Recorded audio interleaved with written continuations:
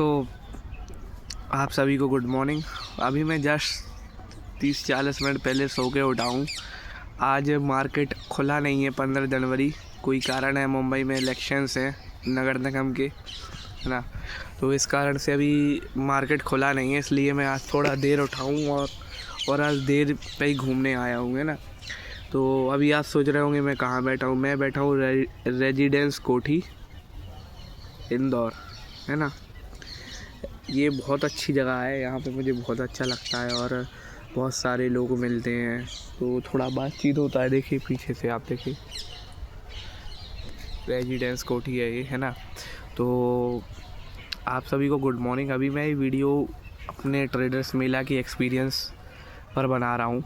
मैं गया, मुझे वहाँ क्या सीखने मिला और क्या आपको जाना चाहिए नहीं जाना चाहिए, इस सब का मैं एक समरी वीडियो बना रहा हूँ, क्योंकि आज वैसे भी कोई शेड्यूल वीडियो नहीं है चैनल पर और डेली ट्रेड रिव्यू आएगा नहीं, हफ्ते पहले से अपना सैटरडे को आता है ना। तो आज मैंने सोचा कि अपना एक्सपीरियंस शेयर कर दिया जाए, है ना। अगर आपको मेरे फ़ोटोग्राफ्स देखने हैं वहाँ के ट्रेडर्स मेला के, तो मैं अभी वीडियो के नीचे लिंक्डइन का लिंक दे दूँगा। वहाँ पर मैंने फ़ोटोज़ और कुछ अपने समरी बनाया है ट्रेडर्स मेला के रिगार्डिंग, तो आप वो चेक कर सकते हैं ना। तो ट्रेडर्स मेला इंदौर में हुआ था 11 जनवरी के दिन सुबह 8:30 बजे के टाइम ही शुरू हो गया था, है ना। 8:30 बजे शुरू हो गया था। इसका वेन्यू था संगीत कला एकेडमी इंदौर, जो कि मेरे यहाँ से 5-6 किलोमीटर दूर था, है ना। तो हम लोग उठे और हम लोग सुबह चले गए रैपिडो से सीधे संगीत कला एकेडमी। वहाँ पर गए तो वहाँ पर कुछ फॉर्मेलिटी हुई, कुछ साइन सिग्नेचर हुए, टिकट नंबर चेक किया, ये सब हुआ। और जाते ही सबसे पहले मैंने देखा कि बहुत सारे ब्रोकर के बूथ लगे हुए थे। Delta exchange, coin DCX, Indira securities, कोई स्ट्राइक चार्ट, मोतीलाल ओसवाल, धन वगैरह, इन सब के बूथ लगे हुए थे, है ना। धन नहीं था शायद, और कोई ब्रोकर था उसकी जगह, है ना।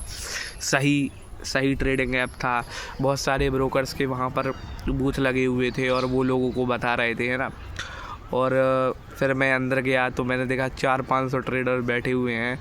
तो एक चीज़ मुझे समझ में आई कि जब आप किसी एक प्रोफेशन में होते हैं, अगर आप एक डॉक्टर हैं तो आप डॉक्टर के बीच में आप अगर अपनी तकलीफ़ बताएंगे तो वो डॉक्टर प्रोबेबली आपकी तकलीफ़ें और आपकी खामियां ज़्यादा बता पाएगा और आपकी अच्छाइयाँ ज़्यादा बता पाएगा, बशर्ते कोई आप राह चलते आदमी से पूछें कि यार मैं डॉक्टर हूँ, मुझे ये प्रॉब्लम है।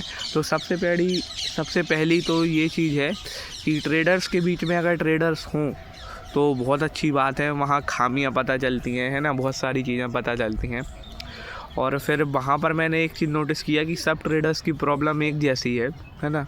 उसमें से ये मानिए 10% ही प्रॉफिटेबल ट्रेडर होंगे और उनका एक्सपीरियंस भी 5-5, 6-6 साल से कम का एक्सपीरियंस नहीं होगा, है ना। तो उनका एक्सपीरियंस मैंने बताया इतने से कम नहीं होगा, है ना। मैं गया तो मैंने एक अंकल मुझे मिले, एक अंकल बोलने लगे यार मेरा बेटा लॉस 50-60 लाख रुपए है ना। तो मैंने कहा अंकल कैसे किया, किसी सेटअप पर किया होगा। कहने लगे नहीं बेटा, इंदौर में एक एडवाइज़री सर्विस है, वो मुझे बताता क्या कि ये फ़लाना स्टॉक ख़रीद लो, ये फ़लाना स्टॉक ख़रीद लो। तो मैं वो ख़रीदता रहा और ख़रीदने के बाद वो एक्यूमुलेट इतने हो गए और फिर मुझे पता चला कि मेरा लॉस तो 50-60 लाख रुपए हो गया। तो उस टाइम पता चला कि अपन कितने बेहतर स्टेज पर हैं, है ना। तो इसीलिए बोलता हूँ कि जब आप ट्रेडिंग सीख रहे हो तो कभी भी ना एडवाइज़री लें, ना किसी के लाइव ट्रेड कॉपी करें। मैं देखता हूँ कि यूट्यूब पर बहुत सारे ट्रेडर्स हैं, मैं ये नहीं बोल रहा हूँ वो सब फेक हैं या जेन्युइन है, लेकिन आपको भी तो एक चीज़ पता होनी चाहिए कि आप उनके ट्रेड्स कॉपी कर लोगे, आप 2-4-10 लाख रुपए कमा लोगे।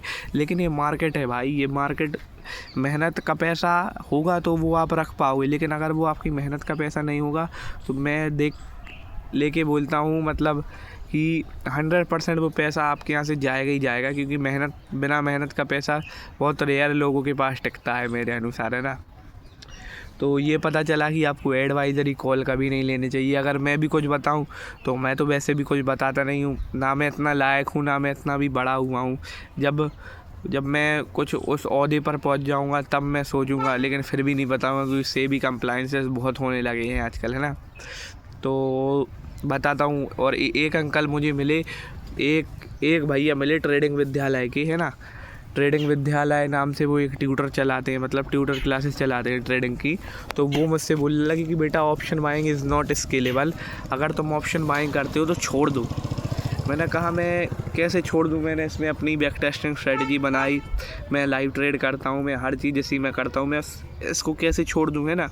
और मैंने उनका बात सुना। तो पहली चीज़ तो आपको ये चीज़ पता रहनी चाहिए कि आपको सबका बात सुनना है लेकिन करना अपना है ना, क्योंकि हर ट्रेडर का एक्सपीरियंस सेम तो होगा नहीं। कोई ट्रेडर ऐसा होगा जिसने सेलिंग से पैसा बनाया, कोई ट्रेडर ऐसा होगा जिसने बाइंग से पैसा बनाया, लेकिन वो चीज़ आपको निश्चित करनी है ना कि आपको किस चीज़ से पैसा बनाना है ना, और कौन सी चीज़ आपके लिए फिट बैठती है। अगर कोई फलाना आदमी बोले कि ऑप्शन बाइंग ख़राब है, कि स्कैल्पिंग ख़राब है, तो ऐसी चीज़ें मत मानो, है ना। उन्होंने वो शायद गलत नहीं होगी, मैं उनकी बहुत रिस्पेक्ट करता हूँ। 40-50 लाख का कोई ट्रेडर कैपिटल मैनेज करे तो वो कोई हल्की बात नहीं होती है ना।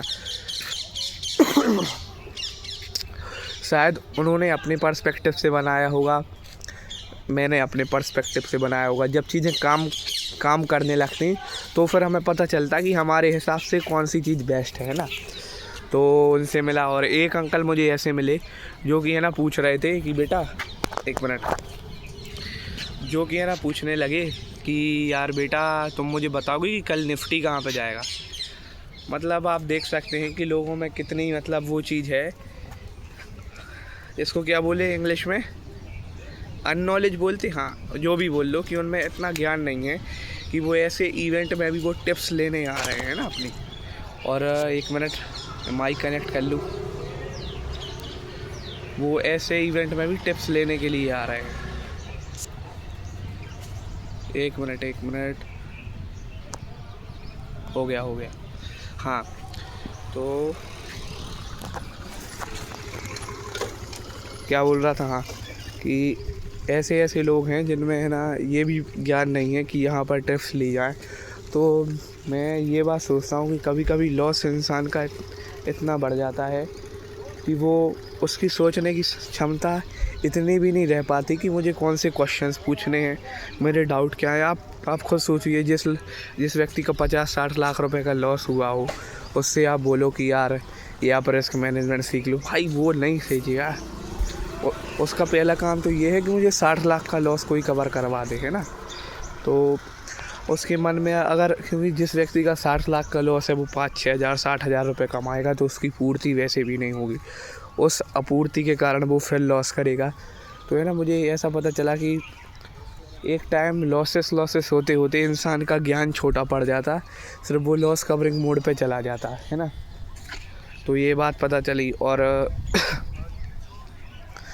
बहुत सीनियर ट्रेडर अदीब नूरानी जी, आप उनके यूट्यूब को चेक कर सकते हैं, CoinDCX के साथ एफिलेटेड हैं, जैनम ब्रोकिंग से वो ट्रेडिंग करते हैं। उनका खुद का कैपिटल किसी ने पूछा होगा तो उन्होंने बताया कि मेरा कैपिटल कुछ 13-14 करोड़ है, जैनम ब्रोकिंग में डिपॉजिट है ना। तो वो है ना प्रोप्राइटरी ट्रेडर ना, प्रोप्राइटरी ट्रेडिंग करते हैं। उन्होंने ऐसा बताया है ना। तो बहुत सी चीज़ें हमें सीखने मिली, और उन सब की प्रॉब्लम्स ये रही कि उन सब की problems as it is same रही। किसी को है ना साइकोलॉजी समझ में नहीं आती, किसी को कोई चीज़ समझ में नहीं आती, है ना। तो ऐसा कुछ नहीं है कि आपकी जो प्रॉब्लम है वो बहुत अलग प्रॉब्लम है। आपकी जो प्रॉब्लम है, मैं मान सकता हूँ कि वो प्रॉब्लम 90% ऑफ द ट्रेडर्स की हो, है ना। ऐसा नहीं होता कि आपकी प्रॉब्लम है, उनकी प्रॉब्लम उनकी। हाँ, थोड़ा बहुत अंतर आ सकता है, लेकिन ऐसा नहीं कि आप हो आसमान पे और वो हैं ज़मीन पर, है ना। तो ये चीज़ पता चली। और फिर मतलब 13 घंटे का इवेंट था, तो 13 घंटे में से 5-6 घंटे तो स्पॉन्सर्स नहीं लिए, है ना। एक मोतीलाल ओसवाल की न्यूज़ एंकर आई थी, उनने अभी बहुत कुछ बताया मार्केट के बारे में, है ना। सब लोग मार्केट आउटलुक दे रहे थे, लेकिन मतलब सारे जो डेल्टा एक्सचेंज वगैरह के जो ब्रोकर थे उन सब ने अपने ब्रोकरेज का इंट्रोडक्शन दिया कि हमारे ऐप में ऐसा है, हमारे ऐप में ऐसा है। तो ये सब चीज़ें मुझे फालतू की लगी, क्योंकि वो तो पेड प्रमोशन कर रहे थे, और करना सही भी है क्योंकि उनने भी पैसे दिए हैं। वो कोई फ्री में तो चीज़ें कर नहीं रहे ना, उनने भी पैसे दिए हैं, तो वो लोग भी अपना शो करेंगे। तो ये सब हुआ। फिर एक व्यक्ति के नाम से पीट कर मार्केटिंग की गई थी, वो थे लक्ष्य सुपर ट्रेडर, और दूसरे मुझे लगा अदीब नूरानी जी, जिनके लिए लोग आए थे, बाकी कोई किसी के लिए लोग नहीं आए थे, सिर्फ इन 2 ट्रेडर्स के लिए आए होंगे, क्योंकि ट्रेडर वही होता है जो पैसे कमाता है। दुनिया की नज़रों में आप कुछ भी सीख लें, जो इंसान ज्ञान चोद रहा है ना, कोई ज्ञान दे रहा है फ्री फंड का, तो कोई नहीं लेगा, क्योंकि उसे पता है साला यही प्रॉफिटेबल नहीं है। जैसे मैं हूँ, मैं अभी प्रॉफिटेबल नहीं हूँ, मैं कैसे बोल दूँ कि मैं प्रॉफिटेबल हूँ? अभी मुझे कोई अपने इवेंट में नहीं बुलाएगा, कुछ मुझे मिलेगा नहीं ना, कुछ कोई ब्रोकर प्रमोशन कुछ नहीं मिलेगा, है ना। लेकिन जब मैं एक ट्रेडर बन जाऊंगा, अगर प्रॉफिटेबल हो जाऊंगा, तो लोग अप्रोच करना चालू करते हैं। और ट्रेडर की एक वो भी होती कि यार सब लोग यही देखते कि nobody cares you are trader until you are profitable, है ना, यही बात हो जाती। और बहुत से लोग मिले, उनसे बहुत कुछ सीखने को मिला। लक्ष्य भैया आए, लक्ष्य भैया से मैंने 1-2 क्वेश्चंस पूछे, उनके साथ सेल्फी क्लिक की, बहुत सारी चीज़ें पता चली। और मैं तो आपको यही चीज़ रिकमेंड करता हूँ कि यार ऐसे इवेंट अगर आपके शहर में हो या फिर शहर के 100 किलोमीटर के अंदर के दायरे में हो, तो आपको प्लीज़ जाना चाहिए, है ना। क्योंकि 350-400 रुपये तो आप अगर एक ब्रोकरेज में ही निकाल देते हैं। अगर आपने 2-3 ओवर ट्रेड कर लिया तो ये आपकी वो ब्रोकरेज कॉस्ट हो जाती। तो आप सोचिए 350 रुपये में आपकी नेटवर्किंग हो रही है, आपको लोगों की गलतियां पता चल रही हैं, आपके अपने अच्छे पॉइंट पता चल रहे हैं कि आप गलती कर रहे हो कि सही कर रहे हो, है ना। तो ऐसे इवेंट में मैं रिकमेंड करता हूँ कि आपको हाईली जाना चाहिए। ऐसे इवेंट आपको छोड़ने ही नहीं चाहिए मेरे हिसाब से। भले ही अगर ये 1000 रुपये की टिकट 5-5 हज़ार की भी बेचें, अगर आप सक्षम हैं तो प्लीज़ जाइए, क्योंकि यहाँ जो सीखने मिलता है वो चीज़ कहीं सीखने नहीं मिलती। क्योंकि आपके जैसे छोटे छोटे ट्रेडर्स कितने सारे हैं ना, आप तो कोई अकेले हो नहीं जो लॉस कर रहे हो, मैं तो कोई अकेला हूँ नहीं लॉस कर रहा हूँ। बहुत मतलब जो प्रोप्राइटरी ट्रेडिंग करते हैं, बहुत सारे लोगों से पूछा, सर ये साइकोलॉजी कैसे सही करें, तो उन लोगों ने सीधा बोला कि बेटा 15,000 रुपये अकाउंट में डालो, 20,000 रुपये अकाउंट में डालो और डेली ट्रेड करो, है ना। ट्रेड करो, कैपिटल ड्रॉ डाउन और कैपिटल प्रोटेक्ट करना सीखो, स्ट्रेटजी का बैक टेस्टिंग करो। इसमें सीधी उन्होंने बोला कि भाई मेहनत लगेगी, हाथ जलेंगे, अगर ट्रेडर बनना है तो भाई मेहनत तो करनी पड़ेगी। ऐसा कोई प्रोफेशन नहीं है जो आपको 100% फ्रीडम देता है, 100% आपको इज्जत देता है हर चीज़ सोसाइटी में। और सबसे प्यारी चीज़ है ट्रेडिंग की फ्रीडम। अगर मैं आज यहाँ पर भी बैठा हूँगा, आज मैं दुनिया की जिस चाहे कोने में होऊंगा, तो मुझे एक लैपटॉप और फ़ोन चाहिए और बस आई एम डन। मुझे किसी चीज़ की ज़रूरत नहीं है पैसे कमाने के लिए। और एक बार आपने ट्रेडिंग स्किल बिल्ड कर ली ना, तो भगवान भी ये स्किल्स आपसे नहीं छीन सकता। और इज्जत पैसा यार मार्केट में बहुत है। मार्केट में सीनियर लोग जो आए उनके साथ लोग मतलब सेल्फ़ी वगैरह सब करते हैं। जो लक्ष्य भैया आए उनके साथ मतलब एक सेलिब्रिटी की तरह लोग बिहेव कर रहे थे। मतलब वो अगर कुछ गलत भी बात वो होता है ना कि अगर आप एक अमीर व्यक्ति हो तो आप अगर कुछ गलत भी बोलते हो तो भी वो लोगों की नज़रों में सही होता है। लेकिन वो मैं उनके बारे में नहीं, वो बहुत अच्छे हैं, वो बहुत बड़े सीनियर ट्रेडर हैं। निफ्टी में 1 लाख क्वांटिटी मैनेज करना कोई हल्की पतली बात नहीं है ना। तो मैं रिकमेंड करता हूँ कि ऐसे इवेंट आपको बिल्कुल भी नहीं छोड़ने चाहिए। तो इसी के साथ मैं आदिश जैन अब ये वीडियो को समाप्ति की ओर ले जाता हूँ। और वीडियो पसंद आई तो चैनल को सब्सक्राइब करें, वीडियो को लाइक करें और बस सीखते जाएं, समझते जाएं और एक दिन आप ट्रेडर बन जाएंगे, है ना। ये मुझे विश्वास है खुद पर भी और आप पर भी। इसी के साथ मैं आदिश जैन इस वीडियो को ख़त्म करता हूँ। आदिश जैन साइनिंग ऑफ।